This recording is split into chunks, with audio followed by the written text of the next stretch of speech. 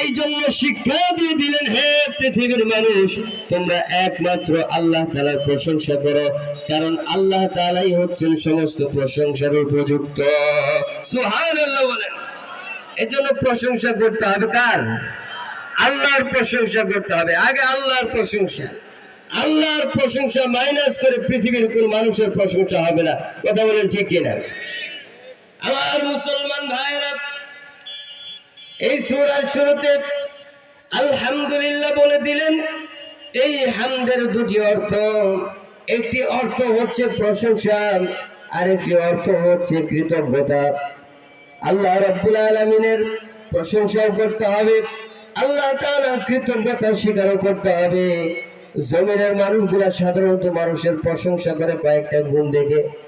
এর মধ্যে 1 নম্বর হইল ক্ষমতা, 2 নম্বর হইল যোগ্যতা, 3 নম্বর হইল সৌন্দর্য, 4 নম্বর হইল কামালিয়াত। এই গুণগুলা দেখে দেখে পৃথিবীর মানুষগুলা মানুষের প্রশংসা করে। বিশ্বজগতের মালিক আল্লাহ রাব্বুল আলামিনের ভিতরে এই সব গুণগুলা বিদ্যমান। কথা বলেন ঠিক কিনা? আল্লাহ তাআলা সমস্ত প্রশংসার উপযুক্ত।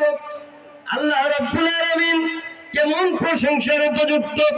আল্লাহর ক্ষমতা কত বেশি, আল্লাহ রাব্বুল আলামিন তার ক্ষমতা, তার সৃষ্টির কত সৌন্দর্য যদি জানতে চাই তাহলে তাকাতে হবে আসমানের দিকে।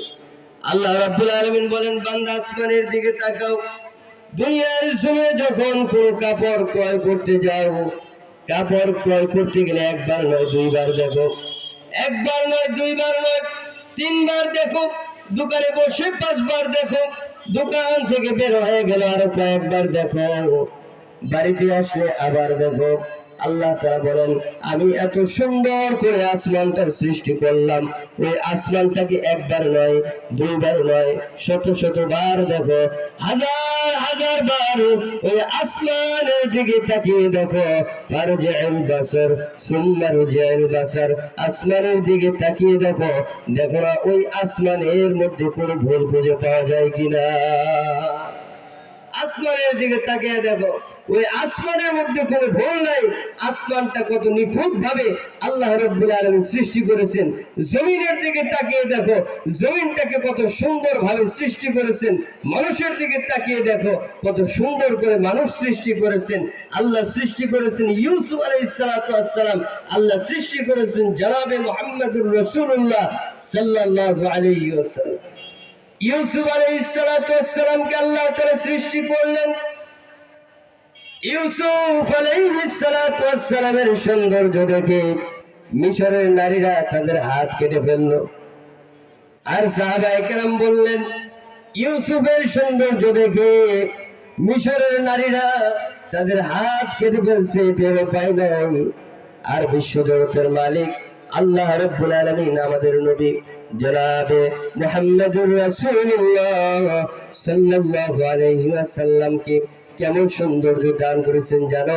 পৃথিবীর কোনো মানুষ যদি আমাদের নবীর সৌন্দর্য দেখত, আমাদের নবীর সৌন্দর্য পৃথিবীর কোন মানুষ যদি দেখত, তাহলে শুধুমাত্র হাত নয় গলা নয়, বরং রাসূলকে দেখে নিজেদের কলিজা কেটে ফেলতো, টের পেত না।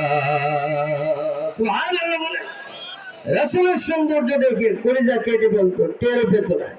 আল্লাহ তাআলার সৃষ্টি যদি হয় এত সুন্দর, তাহলে আল্লাহ না জানি কত সুন্দর, বলেন সুবহানাল্লাহ। কাল কিয়ামতের ময়দানে ওই আল্লাহ রাব্বুল আলামিন আমাদের সামনে আসবেন। আর দুনিয়ার জমিনে যত মানুষ আল্লাহর ইবাদত বন্দেগি করেছে, আল্লাহর ইবাদত বন্দেগিতে নিজেদের সময় পার করেছে, কিয়ামতের কঠিন ময়দানে সমস্ত ঈমানদার বান্দারা আল্লাহকে দেখবে। আল্লাহকে দেখতে হলে দারুণ একটা চমৎকার চোখ লাগবে, চোখের মধ্যে পাওয়ার লাগবে। সাধারণ কোনো চোখ দিয়ে আল্লাহকে দেখা সম্ভব নয়। আল্লাহর সৌন্দর্য দেখে পৃথিবীর কোনো মানুষ স্থির হয়ে থাকতে পারবে না। কেন? বলে আল্লাহ তাআলার সৃষ্টি দেখে মানুষ যখন স্থির হয়ে থাকতে পারে না, আল্লাহর সৌন্দর্য দেখেও মানুষ স্থির হয়ে থাকতে পারবে না। কথা বলেন ঠিক কিনা? মানুষ যদি জান্নাতের হুর দেখতো, হাদিসের মধ্যে আসছে জান্নাতের কোন রমণী আসমান থেকে যদি তাদের দেহের মধ্যে যত পোশাক আছে, যত ওড়না আছে,